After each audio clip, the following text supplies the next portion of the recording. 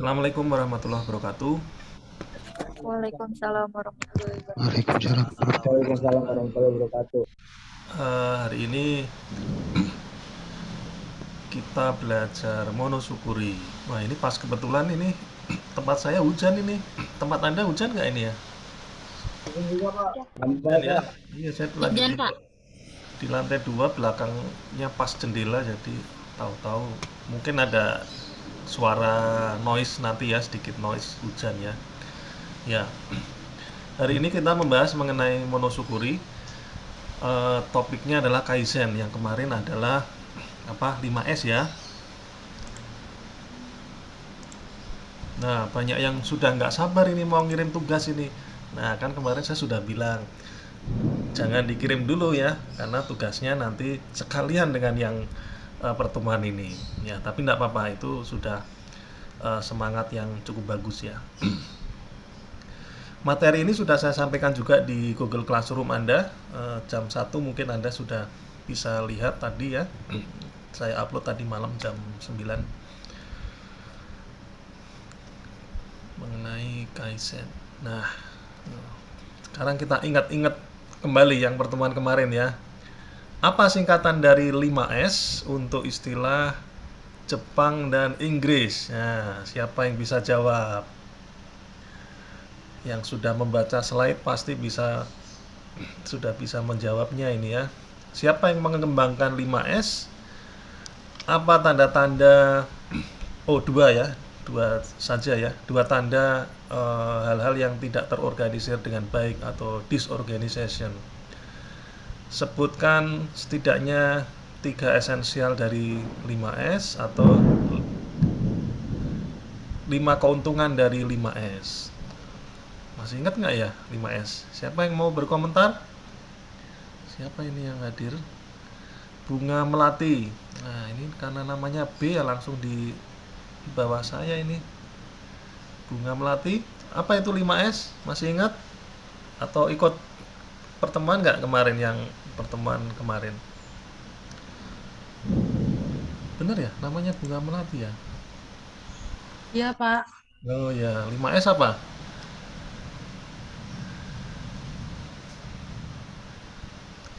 Kalau bahasa Indonesianya apa? Bahasa Indonesianya 5S. Masih ingat nggak? Pak, di mana bagaimana ya, Pak? Waduh, di mana ya? Nah, jawabannya ada di slide berikutnya. Nah, ini dia. Sairi, Saiton, Saiso, Seiketsu, dan Shitsuke ya. Short, kemudian set, ya, sign, standaris, dan sustain ya.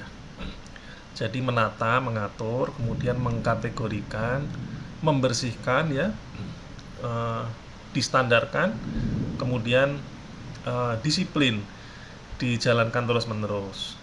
Nah, siapa yang mencetuskan istilah 5S ini, atau yang ini termasuk menstandarkan loh ini, Pak Hiroyuki Hirano ini ya. Beliau orang yang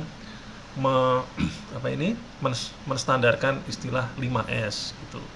Nah, tentu 5S ini 5S ini bukan monosyukuri ya, tapi bagian dari monosyukuri. Jadi penjiwaannya itu dilandasi dari semangat monosyukuri, sehingga muncullah 5S. Ya, tentu tidak hanya 5S, juga termasuk Kaizen juga gitu ya.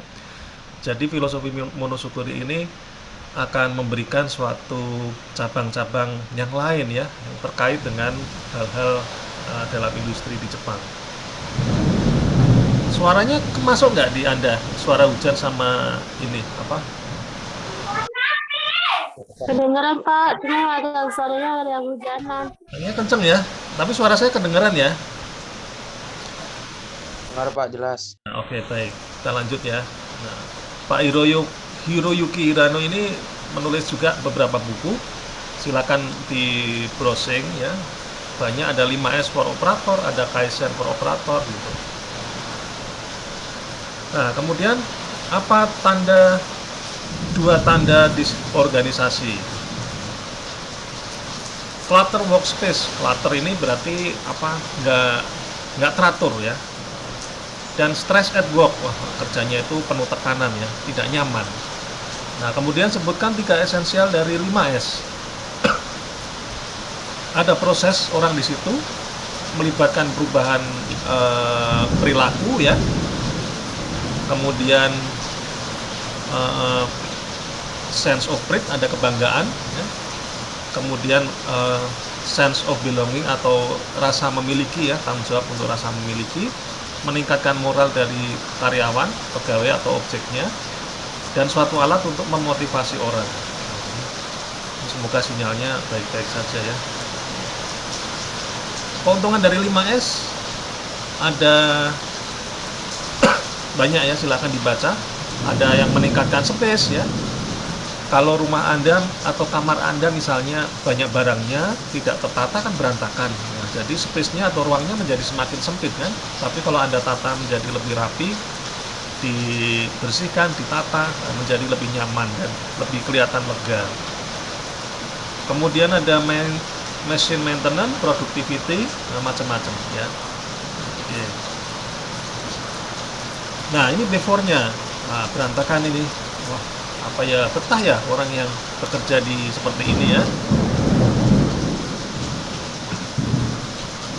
Ya, mungkin beberapa orang nyaman-nyaman saja bekerja di sini ya.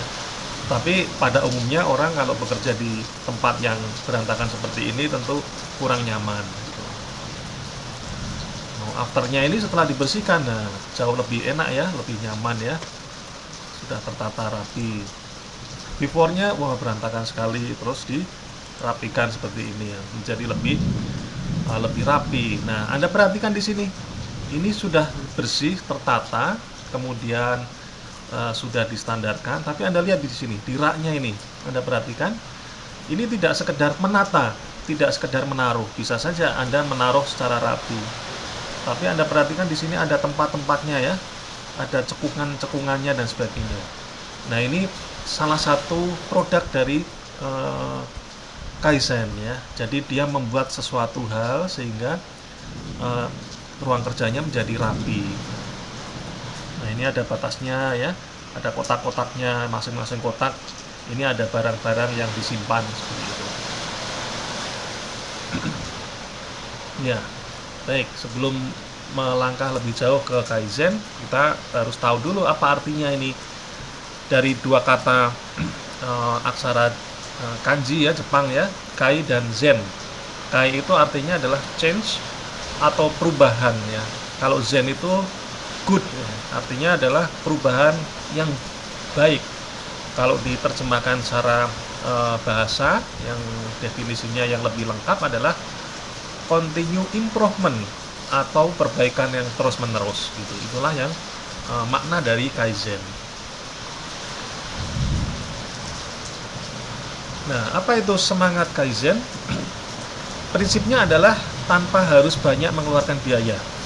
Kita balik lagi ke tadi ya, slide tadi. Nah, ini untuk menata ini kan nggak perlu banyak biaya kan?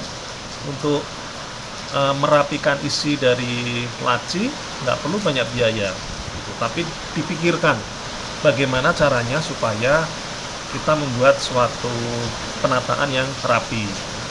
Ini salah satu prinsip dari Kaizen. Kemudian keterlibatan semua lapisan manajemen. Jadi nggak cuma atasan saja, nggak cuma bawahan saja, tapi semuanya ya. Karena efek dari Kaizen ini akan dinikmati oleh semua orang. Keren sekali ya.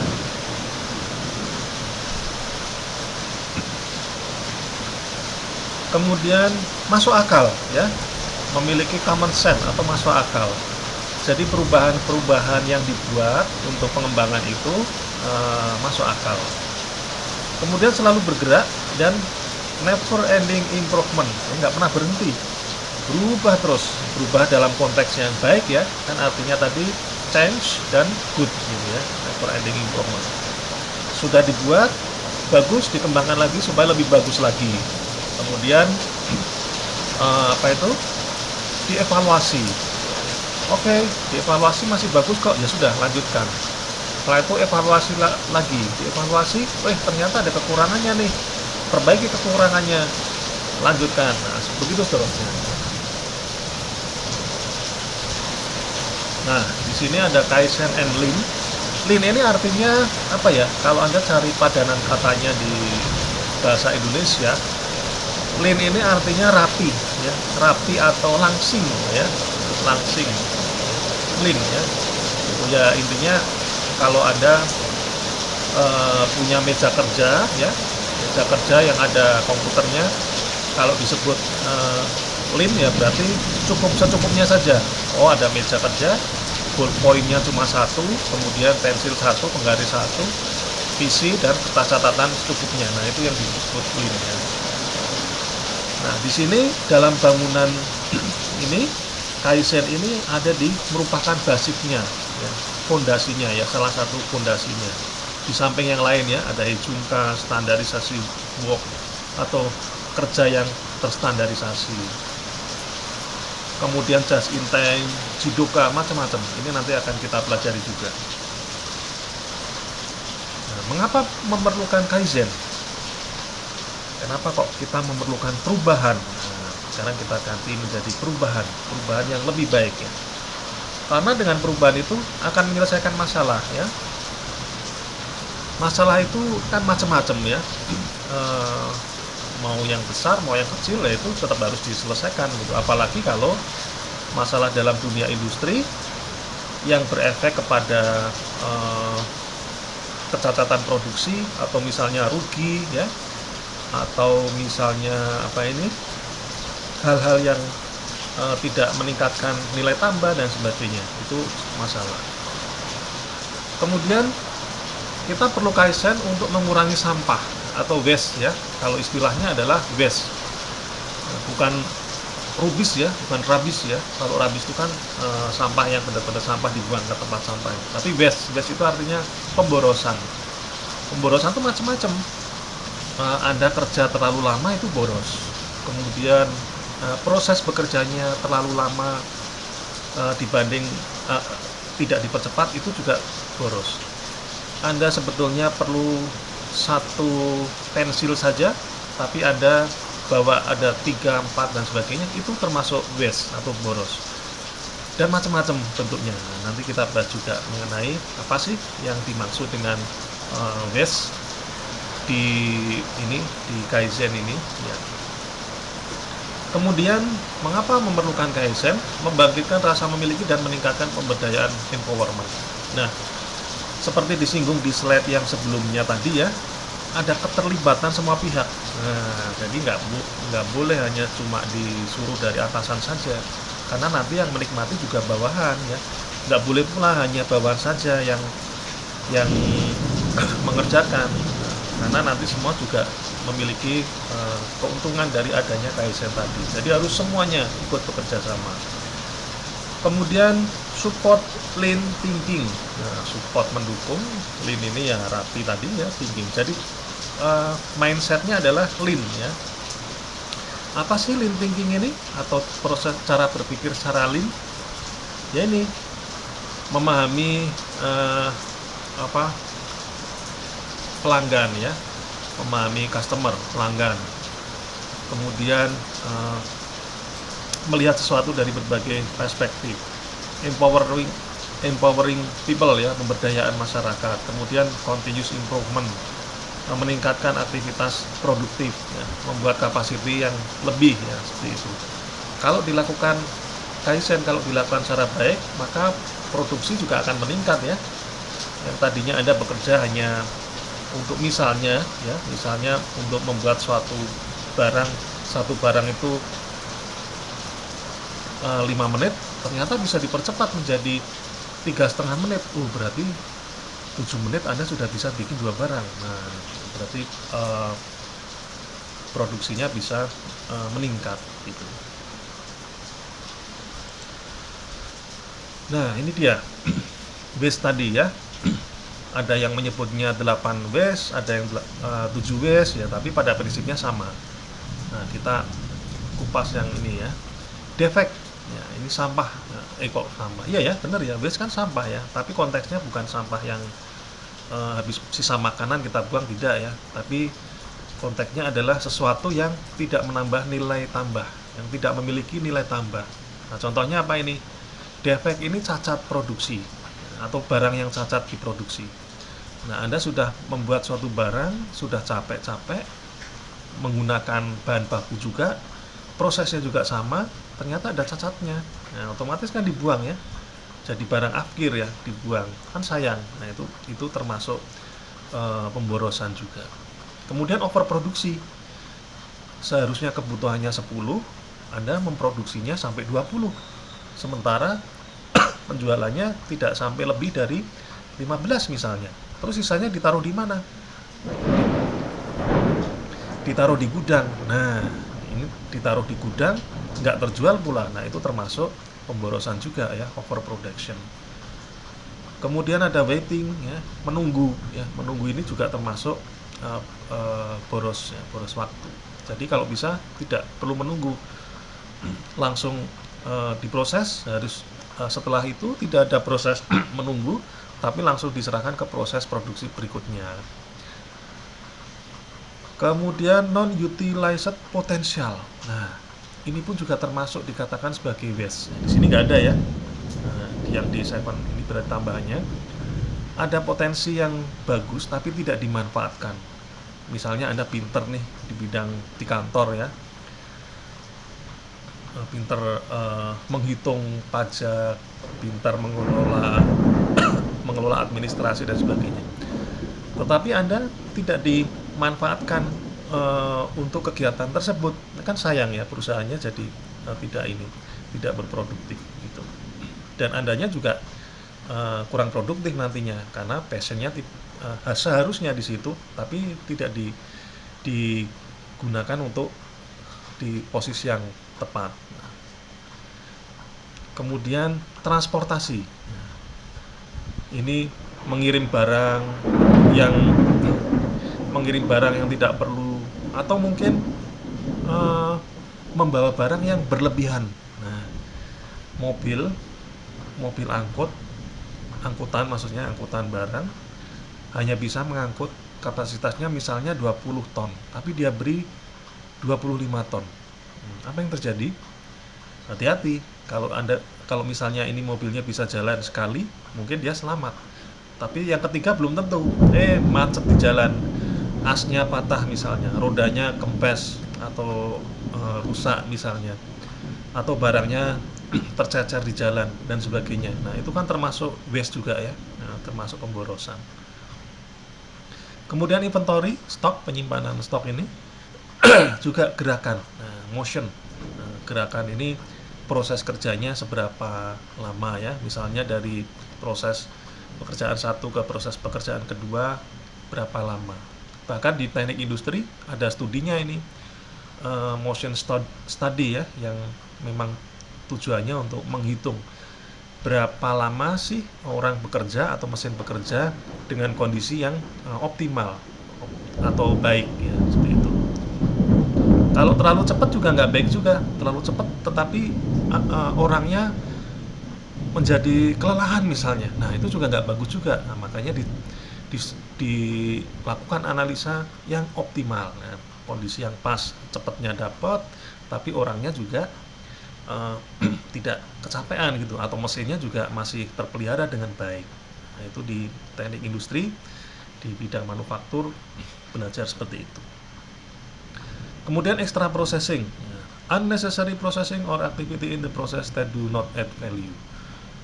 Proses yang tidak perlu ya, over processing kalau di sini dikatakan.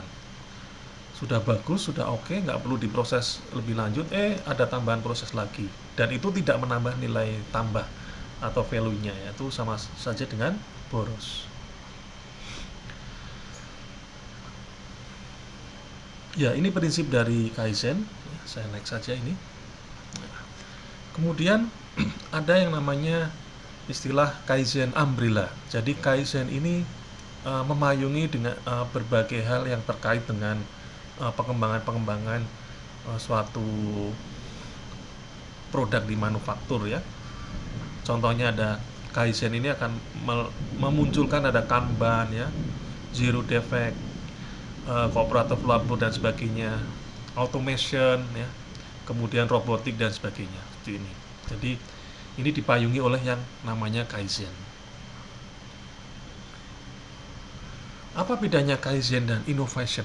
Ya, Kaizen itu kan perubahan, ya. Kalau innovation adalah penemuan. Nah, kita lihat nih di gambar yang paling kiri dulu ya. Ini Kaizen, innovation. Nah, Kaizen ini biasanya dia continuous improvement. Terus meskipun pelan, tapi dia akan terus dilaksanakan. Nah, Anda lihat grafiknya, pendek-pendek tapi terus meningkat. Ya. Naik, geser dikit, naik, geser dikit, dan seterusnya sampai di sini. Dan memerlukan waktu juga ya, time. Kalau innovation, dari yang tidak ada menjadi ada, jebret, itu langsung naik. Kemudian ada innovation lagi, naik lagi, seperti itu. Waktunya short term, kemudian innovation long term. Kenapa kok long term? Biasanya innovation ini adalah memerlukan suatu riset ya, R&D ya. Dulu HP itu kan fungsinya untuk telepon ya. Mau di Kaizen kayak apapun HP ya, zaman dulu ya, kita ngomongin yang dulu ya. Di Kaizen kayak apapun ya, HP ya tetaplah sebagai tempat telepon, alat untuk ngirim pesan dan telepon gitu ya. Di Kaizen mungkin jatuh nggak apa-apa ya, kalau dijatuhkan kuat misalnya, kemudian dilapisi cover yang anti tahan banting misalnya, kalau misalnya digunakan untuk outdoor dan sebagainya. Tapi ya seperti itulah HP ya. Tapi kemudian melalui proses R&D hadirlah smartphone. Nah, platformnya sudah berbeda sekali kan ya. Kalau yang smartphone bisa untuk macam-macam, tidak hanya untuk telepon dan mengirim pesan saja, tapi bisa untuk melihat film, bisa mendengarkan musik, bisa untuk merekam video, memfoto dan sebagainya seperti itu. Ya, short term, ini long term. Kemudian tingkat kesulitannya adalah kalau Kaizen itu mudah. Nah, biasanya di industri-industri yang dilakukan Kaizen ini sesuatu yang sifatnya sederhana. Kemudian kalau innovation, ide dan pengetahuan. Nah, inilah yang dimaksud R&D ya, research and development ya. Efeknya low to medium level. Low and medium level ya, berimplikasi atau berefeknya ya cukup berefek ya, untuk misalnya untuk meningkatkan produksi dan sebagainya, tapi tidak sampai besar gitu ya. Kalau yang innovation almost always high. Nah, sudah mungkin bisa saja menggantikan ya innovation ini ya. Gitu. Kemudian teknologi not much ini tidak begitu banyak memerlukan teknologi. Kalaupun menggunakan teknologi, itu teknologi yang sederhana ya, teknologi yang setiap orang bisa memperbaikinya. Loh, kenapa kok seperti itu? Ya, supaya itu tadi, kalau ada apa-apa, ada troubleshoot atau masalah, maka penanganannya mudah ya. Nah, ini perlu, kalau innovation perlu teknologi. Cost low, innovation high, mahal ya. Endpoint has limit but it can use technology for improve. Punya batasan, tapi dia bisa menggunakan teknologi untuk meningkatkan. Ya, itu mengenai perbedaan Kaizen dan innovation. Nah, kalau disimpulkan di sini, di sini ada gambar kura-kura dan kelinci ya. Kelinci ini seolah-olah diilustrasikan sebagai innovation. Kalau Kaizen ini kura-kura ini sebagai Kaizen. Undramatic. Nah, kalau kelinci kan dramatik ya, larinya langsung cus gitu, cepat ya. Low cost. Kalau innovation high cost. Low risk, high risk. Human effort. Nah, Kaizen itu human effort harus muncul dari orangnya ya, yang membuat alatnya dan memberikan idenya. Kemudian innovation perlu teknologi. Kalau Kaizen no brainer. Nah, ini maksudnya apa? No brainer, nggak pakai otak atau gimana ini? Ya, maksudnya adalah tidak memerlukan pemikiran yang mendalam ya. Tapi kalau innovation ini more thought, berpikir secara mendalam, lebih dalam lagi mikirnya. Gitu. Ini perbedaan mengenai Kaizen dan innovation. Jadi semoga ini ya bisa menangkap ya. Kemudian pendekatan kunci dari Kaizen adalah standarisasi 5S dan ini base ini. Jadi distandarkan untuk mengurangi waste atau bahasa Jepangnya adalah mudah ya. Dan untuk 5S. Nah, tujuannya ini ya kuncinya 5S.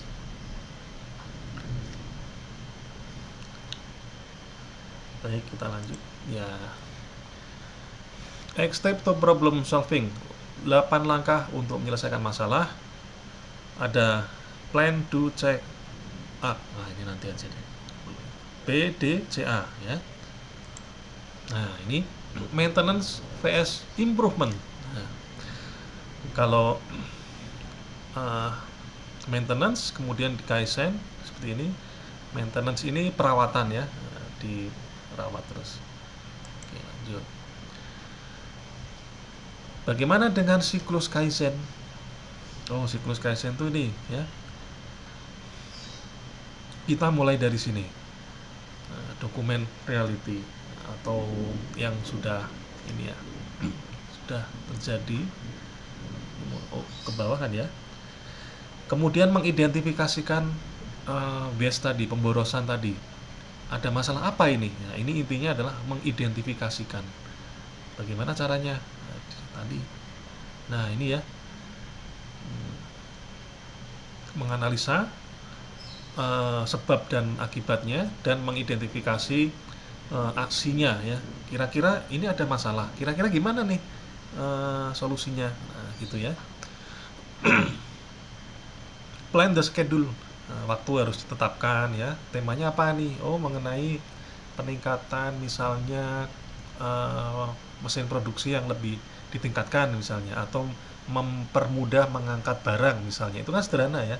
Tapi kalau tidak dipikirkan dengan baik, yang saat ini angkat barangnya masih pakai tenaga fisik kita, kalau terus-menerus kan bikin pekerjaannya capek ya. Nah, balik lagi ke sini. Plan countermeasure, merencanakan ini rencananya, kemudian reality check, dicek ya kondisi realnya, kemudian buat merancang atau membuat perubahannya, diverifikasi, dicek lagi ininya apa itu, setelah dirubah dipraktekkan gitu ya. Kemudian diukur hasilnya, bagus nggak ini? Oh bagus, ya sudah, kalau bagus kita pakai ini aja. Nah, misal seperti itu ya. Kemudian distandarkan. Nah, kan sudah bagus nih, oke, kita buatkan bahwa kita standarnya pakai yang ini ya, karena sudah kita cek, sudah kita buat, sudah kita pikirkan, hasilnya bagus. Kita evaluasi, di sini hasilnya bagus. Nah, kemudian di sini ada celebrate. Celebrate itu artinya ya inilah ya, dirayakan, artinya ya ini ya, supaya lebih semangat ya. Hore, kita sudah mengerjakan sesuatu yang meningkatkan nilai tambah. Lakukan lagi ya. Kemudian dievaluasi lagi. Kalau memang masih ada masalah, ya muter ini lagi. Seperti itu. Oke, saya stop share dulu. Saya share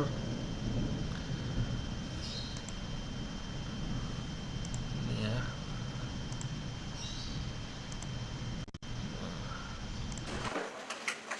Filmnya.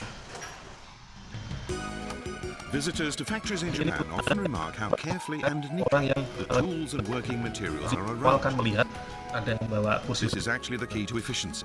Silahkan When dilihat tools are laid out clearly and kerjanya conveniently, no masing-masing. work time is wasted looking for them. maupun dari sisi Kaizen. And logical pre-positioning of material. Nah, Anda lihat ini jalurnya sudah ada apa? Garisnya ya kan? Ini merupakan sebagai tanda tempat berjalan. Kemudian alat dorongnya ini tidak diangkat, tidak dibawa oleh orang, kan capek nih punggungnya, tangannya dan sebagainya. Tapi diberi troli, diberi roda ya. Ini termasuk bagian dari Kaizen juga ya. Kelihatan nggak filmnya? Kelihatan Pak. Kelihatan Pak. Kelihatan Pak. Ya, sehingga orang ini atau yang bekerja di sini lebih mudah memindahkan barang yang ada di sini. materials, reduces time spent transporting them to workspaces, lessening the danger of collisions en route. Such techniques for improving work efficiency and safety are known as kaizen, a Japanese word that simply means to do something better. Our workers on the shop floor are always thinking of ways to improve the workflow, revising procedures so that many tiny improvements add up to give a big result. That's kaizen. The idea of kaizen began in automobile plants about 70 years ago. Workers sharing their knowledge to revise and improve work procedures made a great contribution during the years of Japan's rapid economic growth, and the kaizen philosophy is still firmly embedded in Japanese industry. Sampai akhirnya bisa seperti tadi. Let's look at how kaizen works in this sandwich factory, which has a mostly female workforce. Their old way of doing it was for each worker to handle a single process as the materials moved past them on the line.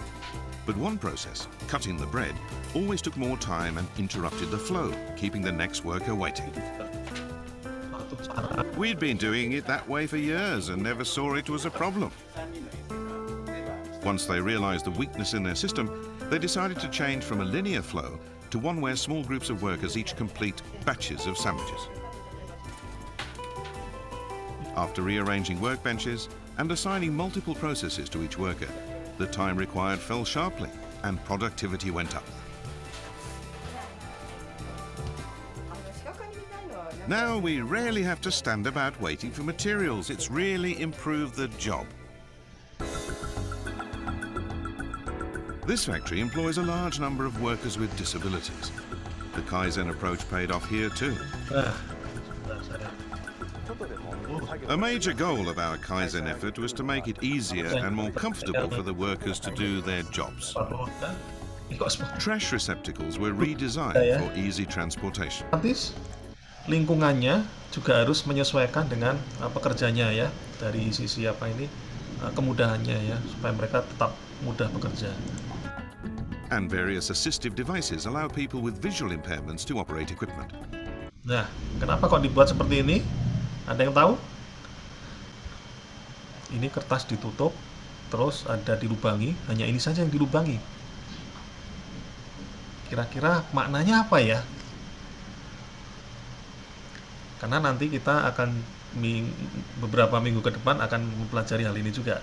Tapi kira-kira kenapa kok ini modelnya seperti ini?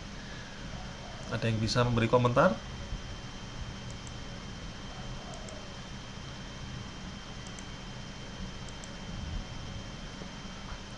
Untuk memudahkan ya, jadi untuk memudahkan pekerja bahwa yang dipencet ya ini saja gitu ya. Kira-kira seperti itu ya.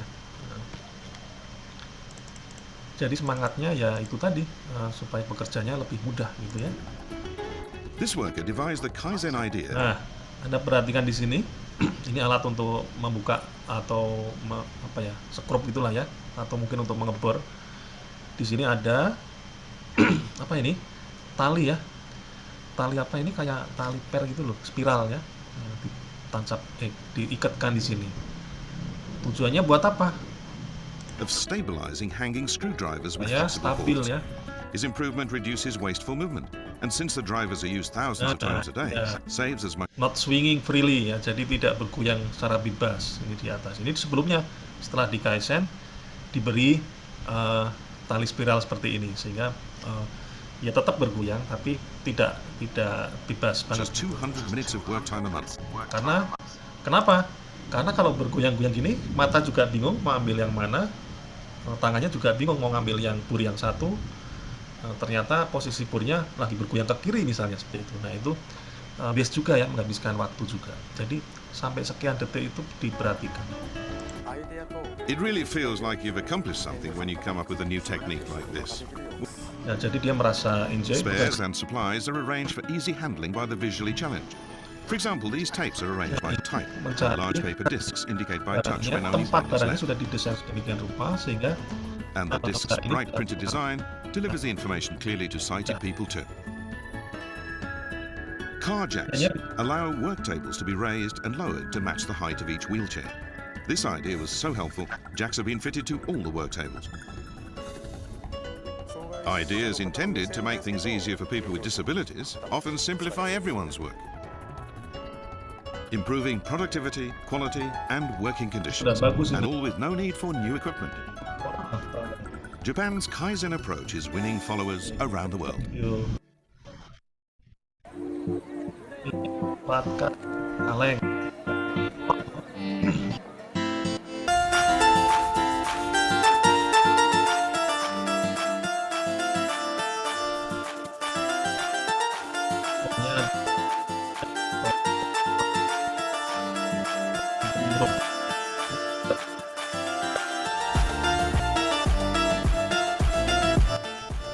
Bisa saja ya, sehingga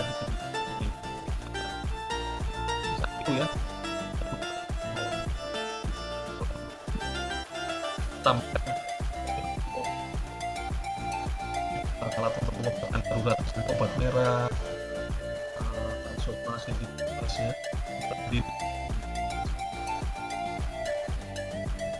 dari sederhana ya, ini bukan innovation tapi ide yang kreatif ya. Baik, oke, kita lanjut yang tadi.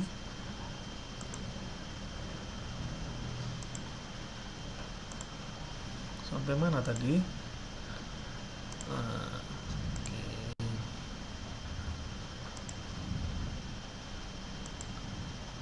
Nah, keuntungan dari Kaizen adalah meningkatkan produktivitas ya. Tadi Anda sudah melihat filmnya.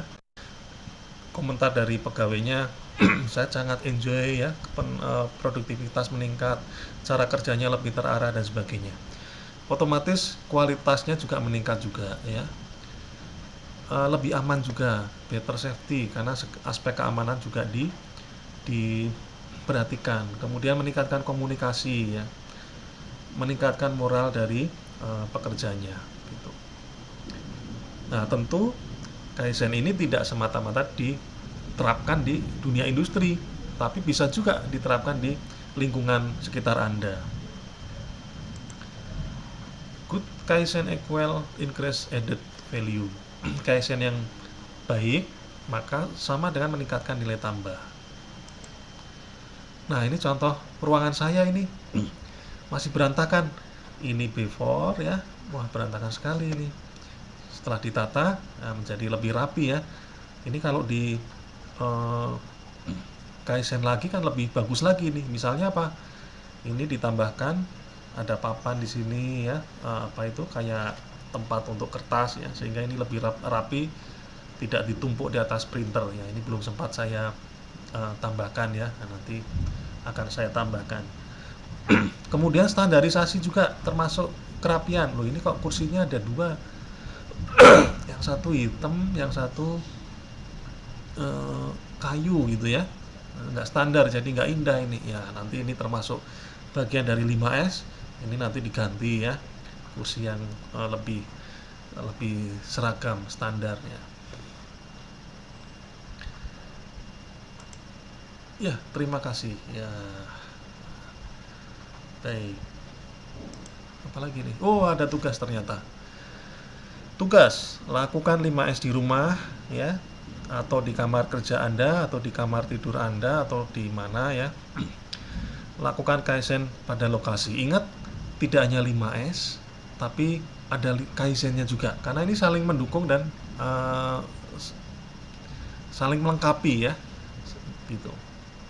Dokumentasikan proses sebelum dan sesudah 5S dan Kaizen, sebelum dan sesudah ya. Kirimkan laporan dalam form yang sudah disiapkan pada Google Classroom. Nah, di Google Classroom kalau Anda buka di bagian material ada Google Form, itu akan ini apa itu, ada inputan nama, NIM, dan file upload laporan. Nah, silakan dikerjakan, kemudian dilaporkan, diupload di situ. Yang sudah mengirim juga bisa melihat kalau nggak salah. Kalau nggak salah ada linknya untuk bisa melihat ini ya, Anda sudah mengirimkan atau belum gitu. Jelas ya? Ada pertanyaan? Pengumpulan tugasnya ada batas waktunya nggak, Pak? Ada. Nah, Anda buka di Google Form-nya, itu ada tulisannya. Google Form ini akan di-close pada tanggal sekian. Nah, gitu.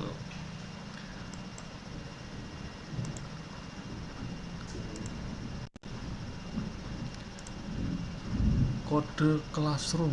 Oh, ada yang minta kode Classroom ya. Oke, baik.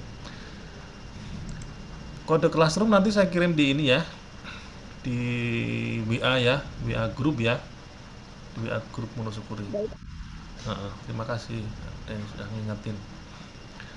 Kalau linknya lengkap sih ini nggak perlu pakai kode sih gitu. Baik, kalau tidak ada pertanyaan, Di mari portal ada link Google Classroom-nya sih, Pak. ada di portal, ada di pertemuan 1 dan 2 ada. Anda lihat di pertemuan 1 dan 2 di kuliah daring. Saya nggak ngerti ya tampilan sebagai mahasiswa itu seperti apa, tapi minggu lalu saya masukkan itunya, link Google Form-nya. Baik, kalau tidak ada pertanyaan, mari kita foto bersama.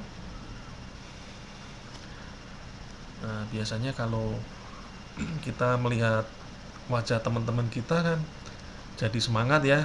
Temanku, ini ada Nur Faizia, ada Leni, ada Muhammad Rifki, ada Naufal, ada Siti Nur Hidayah, Lintang, M Yusuf, Daren, Ayu, siapa lagi nih? Rifanda,